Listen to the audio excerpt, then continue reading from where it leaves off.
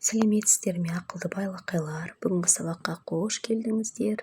Бүгін біз сіздермен 6-шы сабақ дауысты және дауыссыз дыбыстар тақырыбын өтетін боламыз. Сабағымызды бастайық, балалар.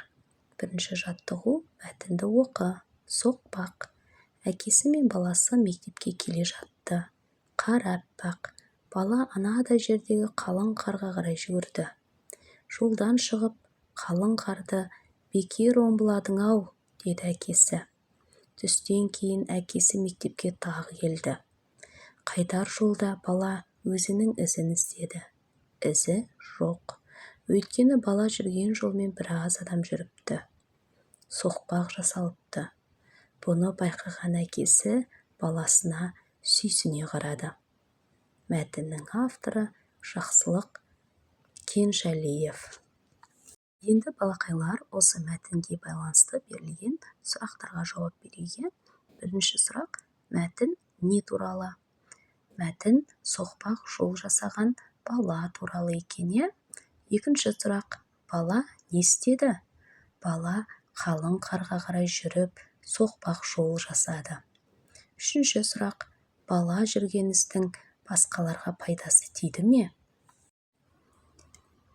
Бала жүрген істің басқаларға пайдасы тиді, өйткені олар жүрген жолмен біраз адам жүрген. Келесі: мектеп бала сөздеріндегі дауысты, дауыссыз дыбыстарды ата. Мектеп деген сөзде балалар 2 дауысты, 4 дауыссыз дыбыс бар екен. Ал бала сөзінде 2 дауысты, 2 дауыссыз дыбыс бар екен. Келесі балалар: біздегі дауысты дыбыстар А, Ә, Е, О, Ү, О, Ү, А, І, И, У. Ал дауыссыз дыбыстар Б, В, Г, Г, Д, Ж, З, И, К, Қ, Л, М, Н, Ң, П, Р, С, Т, Ф, Х, Х, Ц, Ч, Ш, Ш. Мінекей, біздегі дауысты және дауыссыз дыбыстар осылай бөлінеді екен. Балақайлар, үйден сіздер осы дауысты, дауыссыз дыбыстарды жаттап алыңыздар. Екінші жаттығу: жаңылтпашты көркем жаз. Қар аппақ, дала аппақ, бәрі аппақ. Балалар, осыны тез-тез айтып жаттап алыңыздар. Және де көркем етіп дәптерлеріңізге жазып алыңыздар.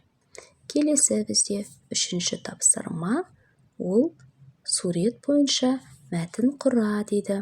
Балалар, бұл жерде бізде қыстың қаһарлы аязына қарамай аққала жасап ойнап жүрген 2 балақайды көреміз. Олай болса, мәтін құрастырайық. Қыс келді, айнала аппақ қарға оранды. Балалар далаға шығып шанамен сырғанады. Асан мен Дара аққала жасағанды жақсы көреді. Олар әдемі, үлкен аққала жасады. Оларға Ақтөс те көмектесті.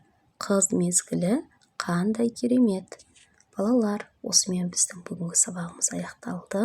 Сабаққа зейін қойып тыңдағандарыңызға көптен көп рахмет. Келесі сабақта кездескенше сау саламатта болыңыздар.